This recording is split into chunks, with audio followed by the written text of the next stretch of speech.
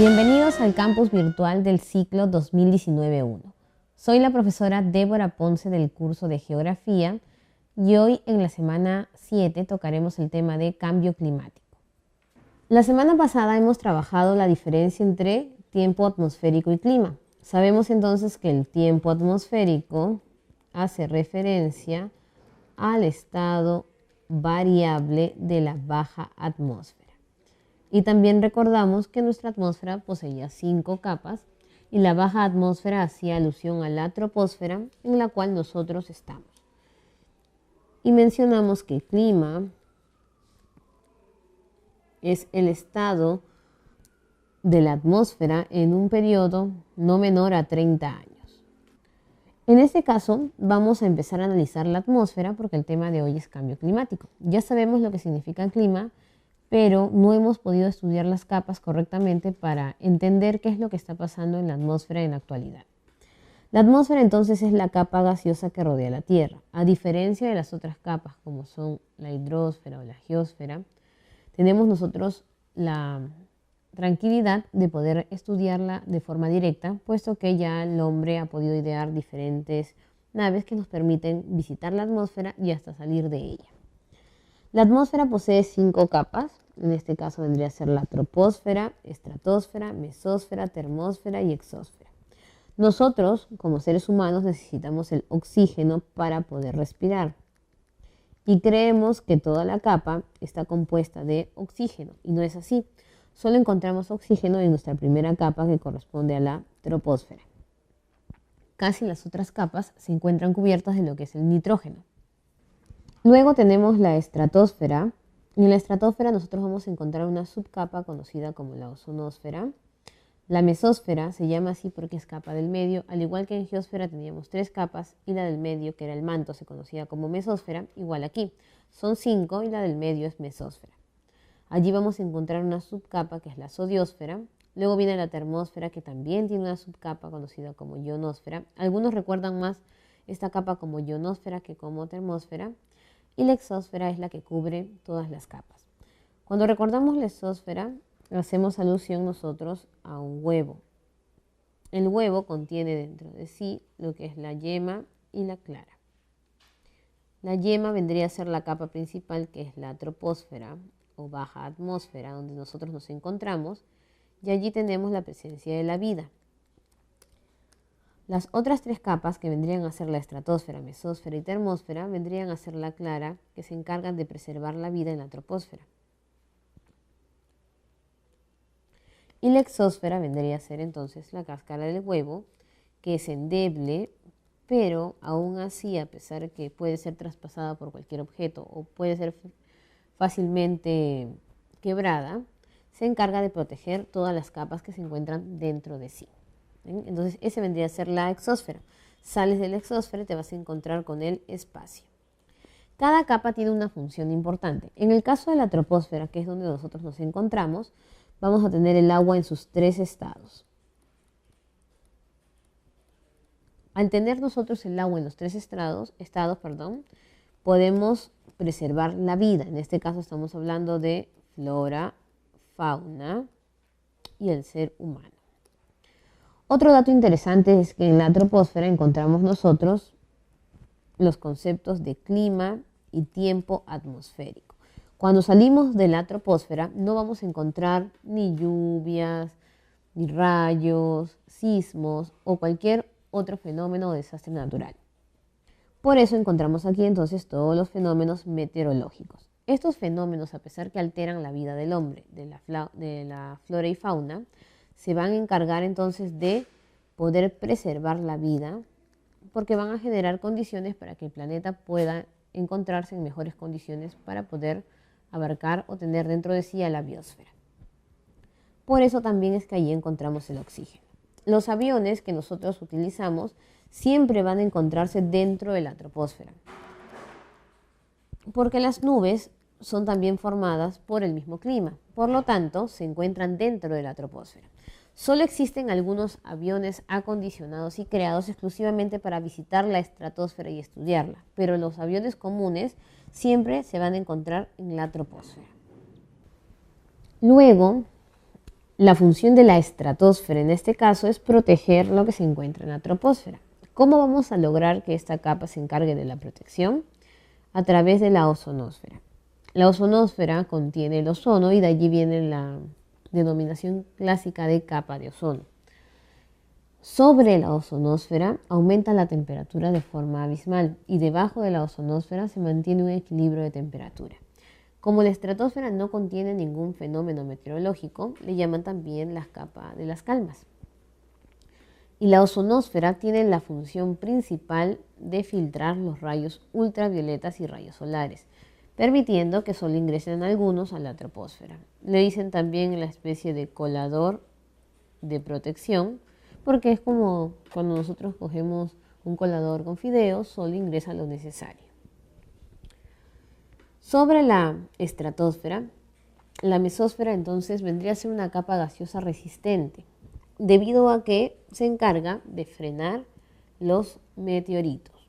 Cuando ingresan a la Tierra, ingresan algunos meteoros, es decir, un poco más grandes, y se van fragmentando por el tránsito de las capas, de tal manera que se quedan muy pequeñitos y no llegan a pasar. La mesósfera se encarga de que si se han filtrado muy pequeños meteoritos, tampoco pasen a la Tierra. En algunos casos hemos visto en la historia que han ingresado, pero lo ideal de esta capa es la malla protectora para que no ingrese ninguno de ellos. Y la zodiosfera es la capa resistente que genera esa fuerza. Y su característica es tener un olor nauseabundo a comparación de las otras capas. Como ustedes saben, las capas no tienen un olor fijo. El aire no tiene un olor fijo y en este caso la zodiosfera sí, dicen que huele tan mal como estar cerca a contenedores de basura. Sobre la mesósfera vamos a encontrar la termósfera y ahí vamos a ver nosotros como una serie de fuegos artificiales. Debido a que las capas que están hacia arriba no presentan un color, todas son negras, vamos a ver la explosión de fuegos artificiales que no son nada más y nada menos que los meteoritos que ingresan, las auroras, tanto boreales o australes, que se van formando en el espacio, y nuestros mismos aparatos como son los satélites y las sondas espaciales. Hasta allí llegan la mayor cantidad de satélites, aunque algunos llegan a salir de nuestro planeta. ¿Cuál es la función de la ionosfera? Generar una carga eléctrica que permita la comunicación dentro de la Tierra a través de ondas de radio, Appleton y Kennedy, y también los medios de comunicación que nosotros utilizamos son a causa de esta capa.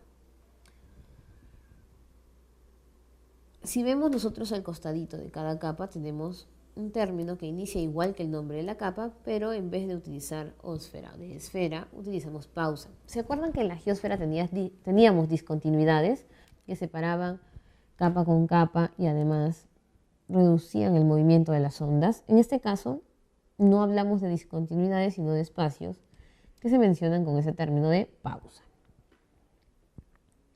¿Cuál es el problema actual? La capa de ozono tiene un agujero. Este agujero no permite que la capa cumpla su función de manera correcta. Y lo más grave sería que las otras capas también comiencen a tener estos agujeros, porque recuerden que son simplemente gases en combustión.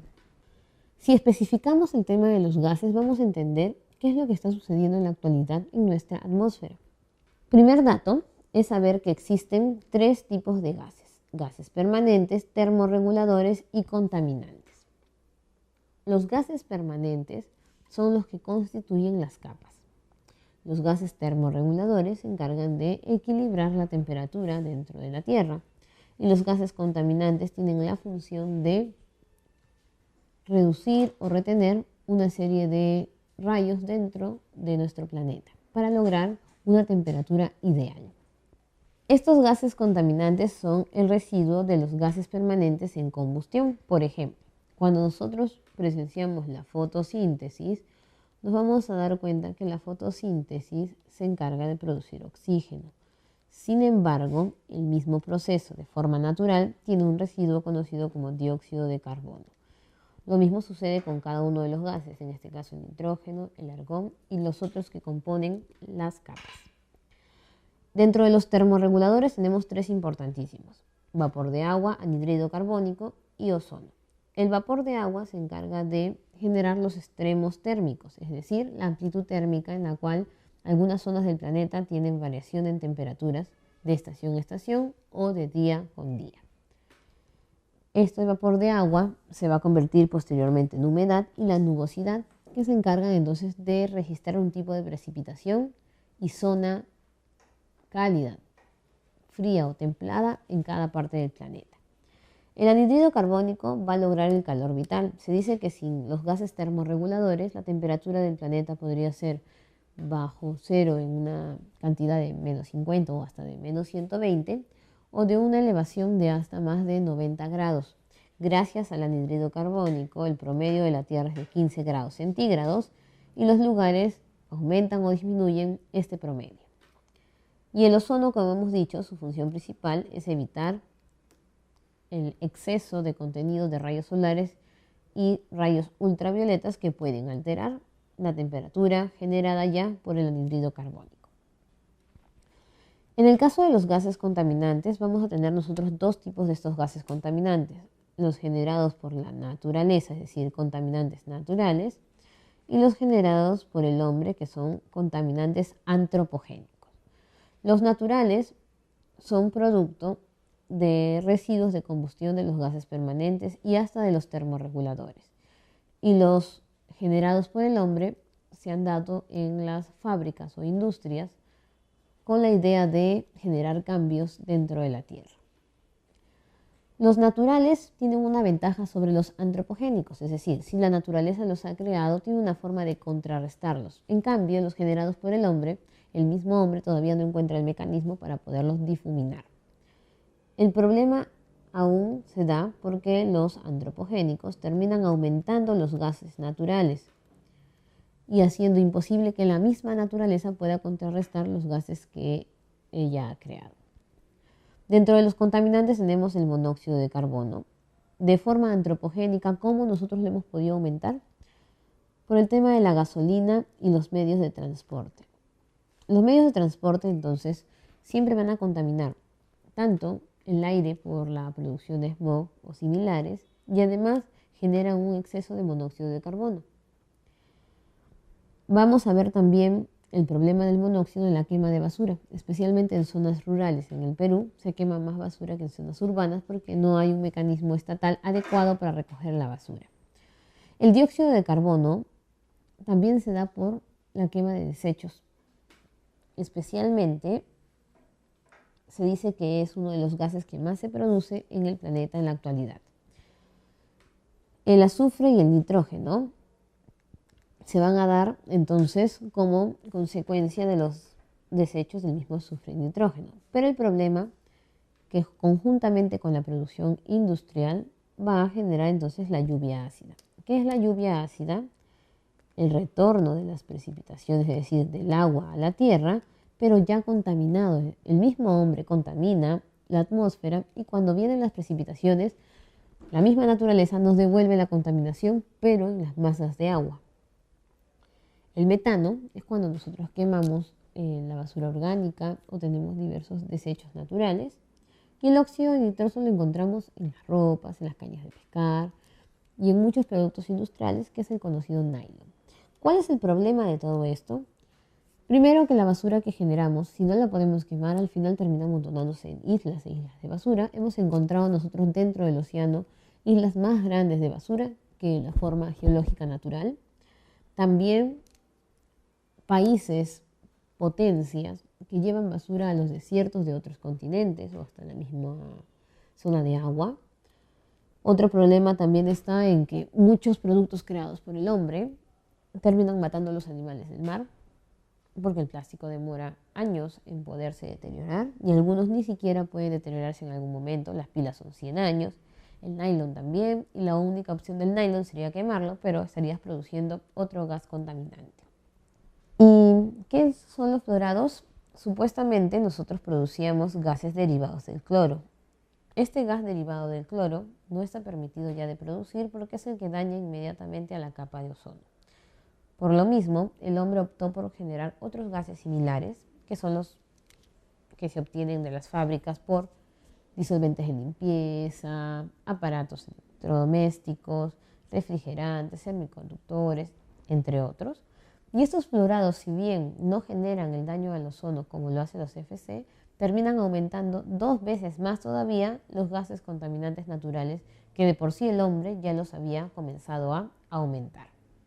¿Cuál es el problema de tener en aumento gases contaminantes? No solamente se da por problemas en la naturaleza, sino que el mismo hombre está dañando su espacio de vida en consumo, como es animales y plantas, y su salud.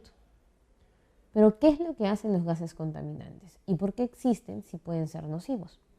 Los gases contaminantes, llamados también gases de efecto invernadero, porque participan del efecto invernadero. Estos gases contaminantes tienen una función. La naturaleza no los ha creado porque, en fin, quería contaminar algún lugar. No, la naturaleza los creó porque tienen una función específica.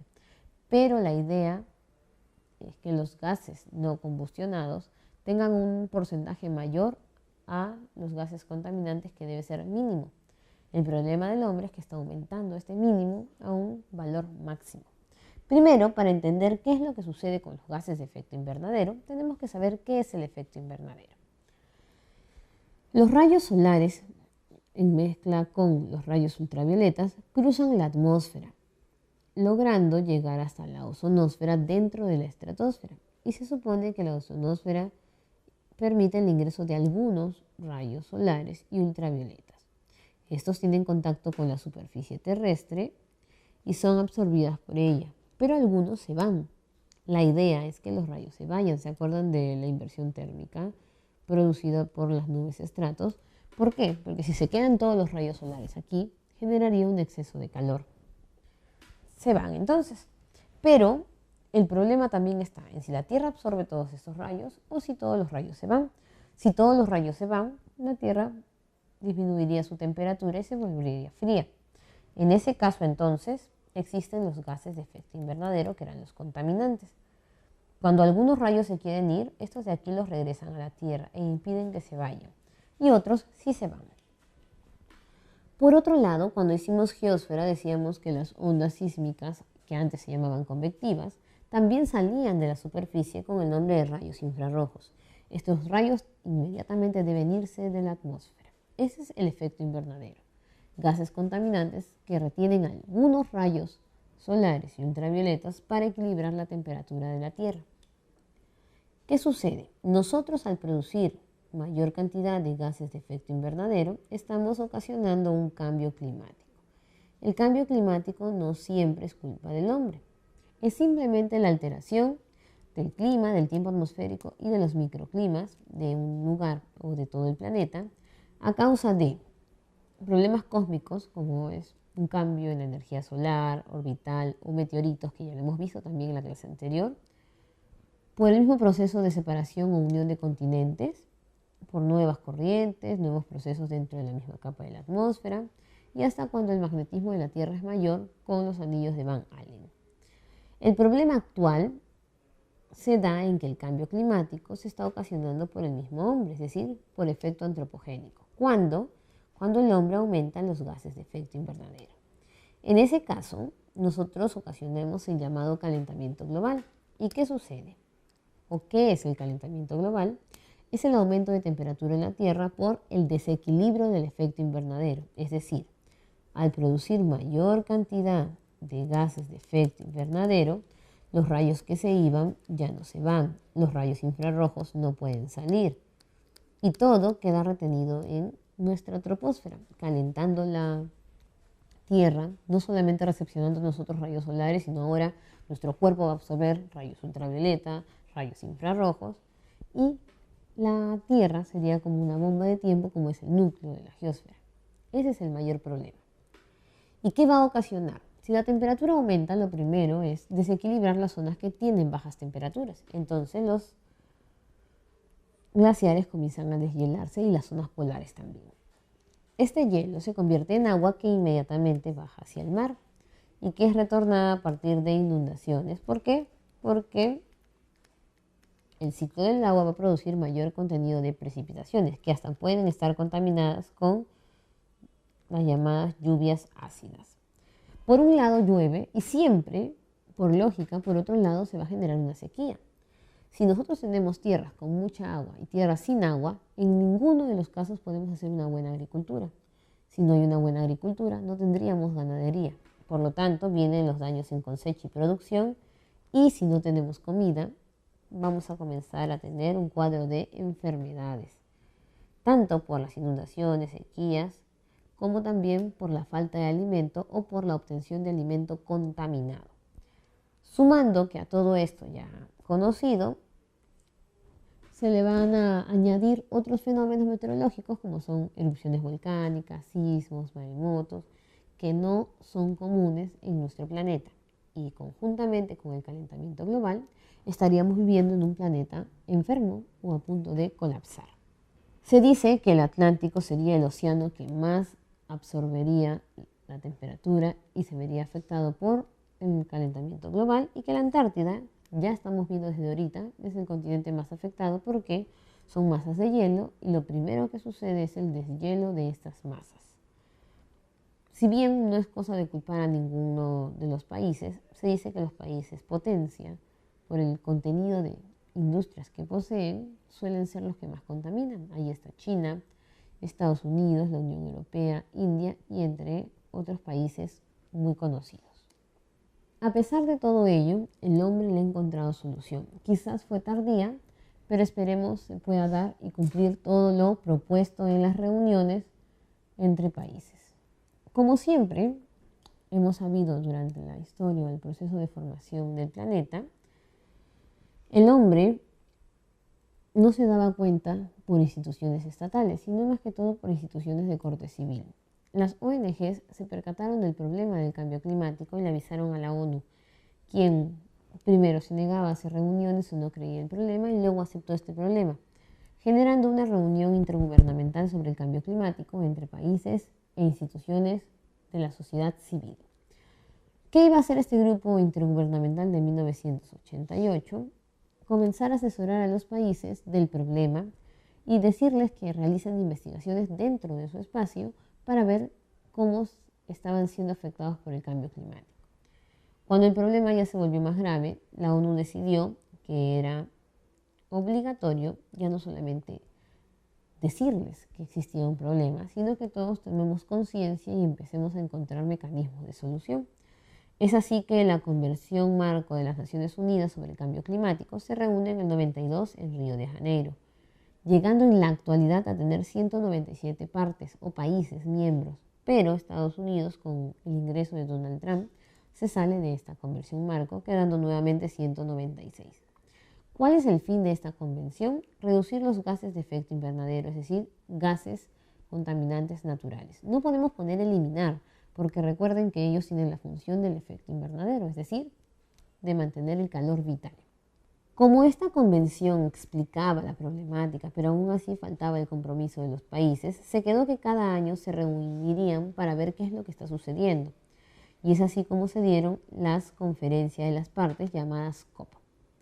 La conferencia más importante fue la conferencia número 3 del 97, es decir, 5 años posterior a la primera reunión de la convención, donde se va a establecer un protocolo con obligaciones estatales para lograr reducir los gases de efecto invernadero.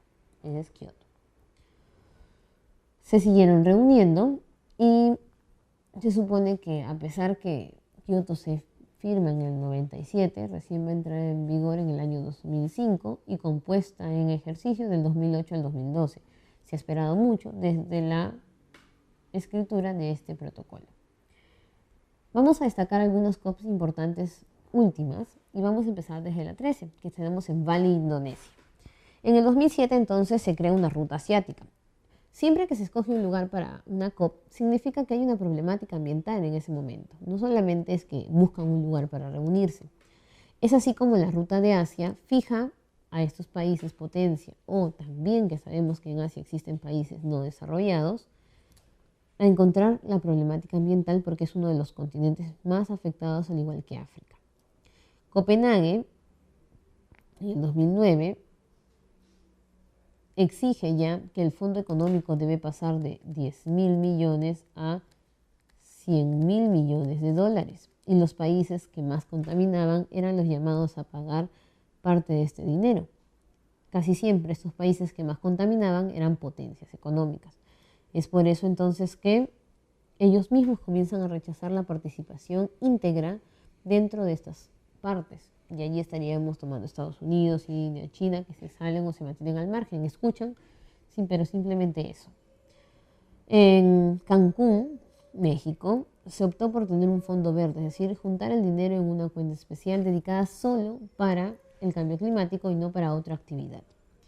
En Sudáfrica se da la ruta de África. Y lo curioso es que cuando los países se mantienen al margen y se van, Sudáfrica fue uno de ellos, que decía no contar con los fondos necesarios para poder pagar dentro de las partes lo que vendría a ser el bono de carbono, como así conocen a este dinero destinado para el cuidado ambiental. Regresa, por lo mismo que África empieza con 15 años de sequía y problemas gravísimos, entonces pide ayuda a los otros países. En 18, la COP18 del 2012 de Doha, Qatar, tenemos nosotros una problemática. Se supone que Kioto trabajaría de 2008 al 2012 y al llegar al 2012 se dan cuenta que no habían logrado casi nada y no tenían un plan B adicional para ver qué hacer en el cambio climático. Es así como se dice que en esta COP protocolo de Kioto va a ser ahora en vencimiento en el 2020 y ya no en el 2012. Posteriormente en la COP19 en Polonia se busca como alternativa a los combustibles ya utilizados y a la gasolina la utilización de carbón, pero manifiestan muchos países de Europa que el carbón está escaseando en Europa. Están utilizando los carbones de parrilla hasta para fábricas y que además, siendo un producto no renovable, generaría pérdida más todavía de productos de la naturaleza. Y viene la COP20 que se da en nuestro país. Es muy importante esta COP, no solamente por encontrarse en nuestro país y en nuestra realidad, sino porque se enteran de una problemática grande y necesaria en función de solución. Es decir, los países aportaban desde el dinero estatal, sin embargo, los que más contaminan son las empresas privadas. Es así que la COP se apertura a la participación de empresas privadas conjuntamente con el Estado. Ya tendríamos mayor número de partidas económicas para poder abonar en el Fondo Verde. Y aquí se firma, o mejor dicho, se escribe el reemplazo a Kioto, porque ya no hay que esperar al 2020 para recién tomar conciencia, que es conocido como el famoso acuerdo que se firmaría el año siguiente en París y por eso se le llama Acuerdo de París. Decíamos que siempre iban a un país porque algo sucedía y en el caso de Lima vinieron por dos realidades. Los derrames de petróleo continuos que se daban en la Amazonía y allí busca o proponen como solución un manejo más estructurado del Estado frente a las unidades mineras y el problema del Huascarán y de la Cordillera Blanca, que obviamente dicen que es blanca porque tenía nevados, pero esos nevados ya prácticamente están perdiendo su volumen, así como el Pastoruri dejó de ser Pastoruri en función de atractivo turístico porque ya no se encuentra congelado. Solución para el Huascarán: hacer una refrigeradora gigante natural. Es carísimo hacer ello por el tamaño que tiene el Huascarán. Y la otra sería una pintura natural artificial que contrarreste el cambio climático, que también podría ser adecuada. Sin embargo, esto a simple vista le diría a las personas que el problema está solucionado, cuando simplemente sería eso, una pintura natural. Así que se optó por formas de refrigerar naturalmente el Huascarán, que recién se está empezando por la parte baja y todavía falta un montón para poder contrarrestar el cambio climático. Y además que la Cordillera Blanca no solamente tiene un nevado Huascarán, sino tiene muchos nevados por proteger. La diferencia entre el protocolo de Kioto y París es un proceso gradual, es decir, Kioto sienta la base del problema y París define ya las acciones básicas que debe tener todo país o parte. En Kioto se dice que los gases de efecto invernadero deben reducirse hasta un 5% y se deben generar sumideros de carbono. Sumidero es cualquier plataforma natural o hasta artificial que contrarreste la emisión de los gases de efecto invernadero. Y el abono de bonos de carbono, que en este caso sería dinero destinado para la creación de sumideros y otras fuentes de protección ambiental. Mientras que París ya es más explícito, ya no habla de reducir el clima en menos o de hasta 2, sino ahora en menos de 2 grados, llegando lo ideal a un aumento básico de temperatura de máximo 1.5. Hablan del desarrollo resiliente, es decir, ya no solamente solucionar el problema, sino seguir creciendo de forma industrial, pero pensando en la naturaleza, un desarrollo sostenible. Que las empresas y las instituciones estatales deben tomar conciencia sobre el problema y trabajar conjuntamente para la solución, y además no solamente buscar la creación de sumideros, sino también de reservorios que nos permitan seguir aperturando más sumideros. Si hablamos nosotros del tema de la capa de ozono, este problema no se solucionó a causa del protocolo de Kioto. Estamos aquí hablando del protocolo de Montreal. Si nos preguntan gases de efecto invernadero, sería Kioto y capa de ozono, Montreal. ¿Qué pasó allí entonces? Decíamos que el hombre estaba ya no produciendo CFC, porque los CFC, que son los derivados del cloro, son los que convierten el ozono en oxígeno. La capa de ozono es convertida en oxígeno y se difumina, entonces ya no puede cumplir su función. Y en los años 90 encontraron un agujero en el vórtice de la Antártida, por lo mismo que allí se genera la zona más translúcida y también la fuerza mayor de vientos hacia la Antártida, mejor dicho, hacia la atmósfera desde la Antártida, perdón. En este caso es allí donde se aperturó este agujero que estaba funcionando como un colador roto y ya no contrarrestaba ninguna emisión de rayos solares o ultravioletas. En el 87 se toma conciencia de la problemática y se firma Montreal, y los años subsiguientes comienzan a iniciarse soluciones. En la actualidad se dice que se ha recuperado mucho a como estaba la capa de ozono, pero aún falta también camino por resolver. Y además que la eliminación de estos FC hicieron que el hombre produzca nuevos fluorados que ahora no generan agujero a la capa de ozono, pero siguen dañando la atmósfera de una manera. ¿Qué pasaría si se mantiene el agujero de la capa? Tendríamos cáncer, especialmente a zonas de la piel u otros órganos, cataratas o problemas a la vista, porque los rayos siempre dañan nuestra visión, por eso que los lentes o las personas que utilizamos lentes, ahora cada vez compramos lentes con más protecciones, especialmente hasta por los aparatos electrónicos que utilizamos. La piel, si bien no puede necesariamente ocasionar un cáncer, también puede generar manchas, problemas lunares, entre otros. Y la flora, fauna y hasta el mismo ser humano es dañado en lo que vendría a ser su proceso de reproducción, de alimentación y sobrevivencia.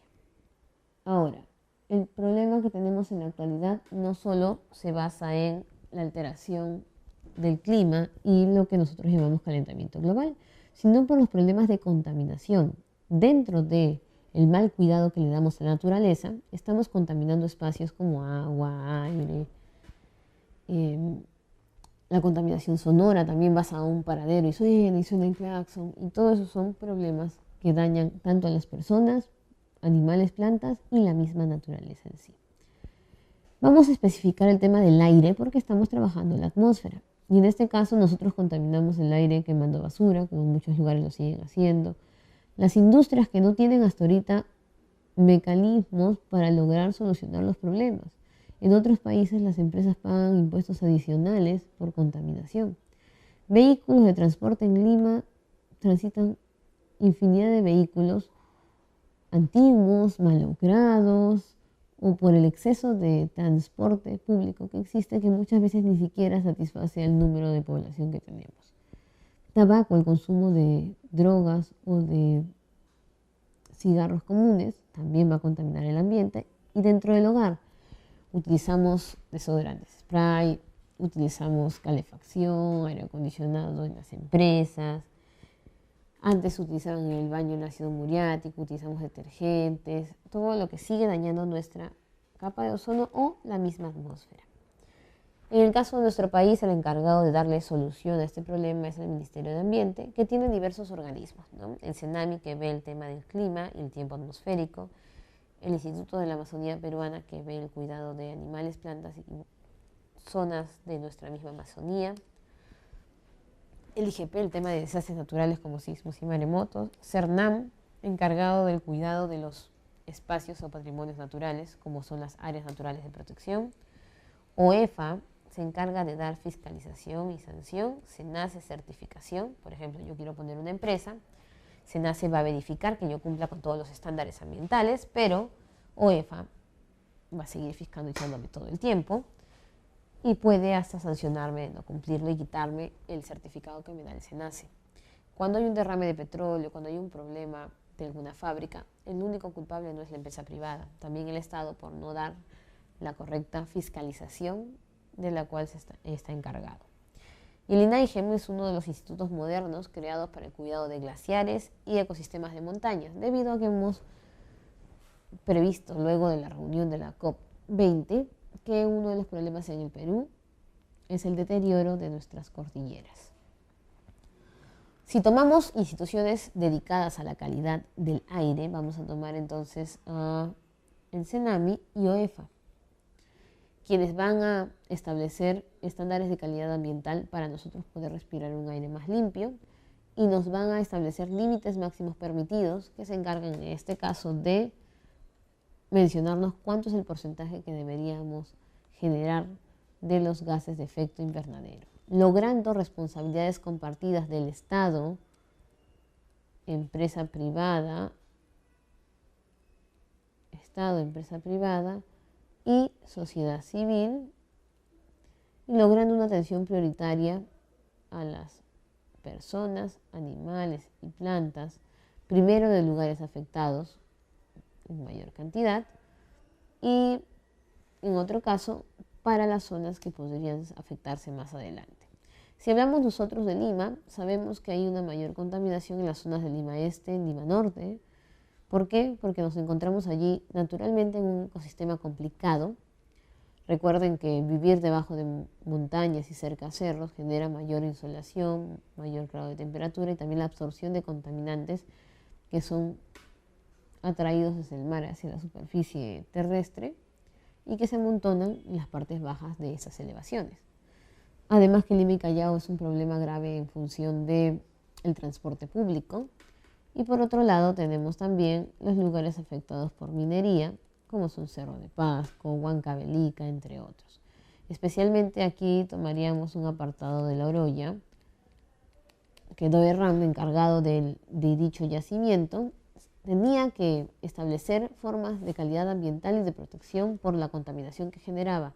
Y al no darse esta situación, La Oroya deja de entrar en funcionamiento como un yacimiento de explotación actual de minerales. Pero igual sigue siendo la zona más contaminada, estando dentro de las 10 ciudades más contaminadas del mundo, especialmente luego de Lima, que también es considerada de esa manera, y en un año ganó todavía el primer lugar de contaminación dentro de nuestro planeta, por sistema de transporte. Pero cuando hablamos del Ministerio de Ambiente, su nombre lo dice, se enfoca por el cuidado de la naturaleza, pero ya sabemos que existen diversas enfermedades que el hombre puede obtener a causa de esta contaminación. Entonces, el Ministerio de Ambiente se apoya del Ministerio de Salud a través de su entidad DIGESA. DIGESA es la encargada dentro del Ministerio de Salud por el cuidado ambiental. Por eso le llaman de la salud ambiental. ¿Qué va a hacer? Va a revisar entonces los lugares de esparcimiento para que no sean focos de contaminación. Estamos hablando de cine, discotecas, parques, entre otros. También la revisión de restaurantes en sistema sanitario y realizar cualquier tema de supervisión municipal y regional en base a su adscrito, que es DIRESA, que es la Dirección Regional de Salud Ambiental. También se encarga de hacer el cuidado de la zoonosis y de lugares que contengan animales, como pueden ser refugios, y hasta de la supervisión del transporte público, porque los transportes son un foco de contaminación, no solamente por la producción de smog, sino por ser lugares no ventilados comúnmente. A continuación vamos a resolver algunas preguntas que nos van a permitir aclarar las dudas sobre el tema. Primera pregunta, relaciona el organismo adscrito del Ministerio de Ambiente con su respectiva función, según corresponda. IAP, recordemos que es el Instituto de la Amazonía Peruana, SENACE de certificación, el IGP, Instituto Geofísico del Perú, y el INAIGEM, que protege los glaciares y ecosistemas de montañas. Fomenta la investigación científica en glaciares, inmediatamente sabemos que corresponde a INAIGEM. Aprueba el estudio de impacto ambiental de los grandes proyectos de inversión, SENACE porque certifica y es el primer visto bueno. Impulsa el desarrollo y uso sostenible de la Amazonía, IAP porque habla de la Amazonía peruana. Y realiza estudio de desastres naturales, IGP, que tiene que ver con sismos y maremotos, letra A. 2. Ante las constantes violaciones de las normas ambientales en las minas de Moquegua y Tacna, una empresa minera fue multada con la suma de 82 millones de soles por los daños y perjuicios. En nuestro país, esta sanción es realizada por... Lo primero que tenemos que hacer es distinguir si pertenece al al Ministerio de Ambiente o al Ministerio de Salud. En este caso habla de normas ambientales, habla de zonas de minas y no menciona la afección al ser humano. Por lo tanto, estaríamos hablando entonces no de DIGESA, que tiene que ver con Ministerio de Salud. Nos quedaría meteorología e hidrología, SENAMI tampoco, certificación ambiental, SENACE, evaluación y fiscalización o mina. Energía y minas no va dentro del tema ambiental. Entonces nos quedaríamos con OEFA porque habla de fiscalización y evaluación y también genera las multas. 3. El Acuerdo de París, al mejorar la aplicación de la Convención Marco de las Naciones Unidas sobre el Cambio Climático, establece que todos los países deben realizar acciones contra dicho cambio de acuerdo a sus posibilidades y para este fin es preciso que los países desarrollados contribuyan con los países en desarrollo con algunos mecanismos para la atención del cambio climático. Identifique los enunciados correctos respecto al acuerdo. Los países desarrollados deberán acrecentar sus emisiones. Obviamente, lo que todos tenemos que hacer es reducir la emisión de gases de efecto invernadero, así que no podría ser. La transferencia de tecnología como el uso de paneles solares, por supuesto, al igual que también generar nuevos sumideros de carbono y reservorios de carbono. El financiamiento para hacer frente al cambio climático, si bien ahora todos tenemos la responsabilidad de abonar tanto en instituciones privadas como públicas, esta división se hace según la capacidad, si es potencia o país subdesarrollado, y en este caso los desarrollados tienen la obligación de financiar en mayores cantidades los bonos de carbono. Por lo tanto, es correcto. Las partes deberán tomar medidas para eliminar sumideros de carbono. Por lo contrario, no tenemos que eliminarlos, sino aumentar los sumideros de carbono. Por lo tanto, nos quedaríamos con 2 y 3, marcando la alternativa C. Determina el valor de verdad de los siguientes enunciados relativos a la destrucción de la capa de ozono. Su principal responsable es el dióxido de carbono. No, porque hemos dicho que los gases de efecto invernadero van para el calentamiento global y la capa de ozono se relaciona con los CFC o gases producidos por cloro. Se detectó un agujero sobre la Antártida, esto es verdadero, en el vórtice de la Antártida en los años 80. Se produce entre los 24 y 30 kilómetros, también en la conocida estratosfera. Por primera vez se hace mención en el informe de Brundtland, no, porque sabemos nosotros que hablamos del protocolo de Montreal. Nos quedamos entonces con la alternativa D. Bueno, jóvenes, hemos concluido el bloque de atmósfera y clima y nos vemos la próxima semana para iniciar el bloque de hidrografía.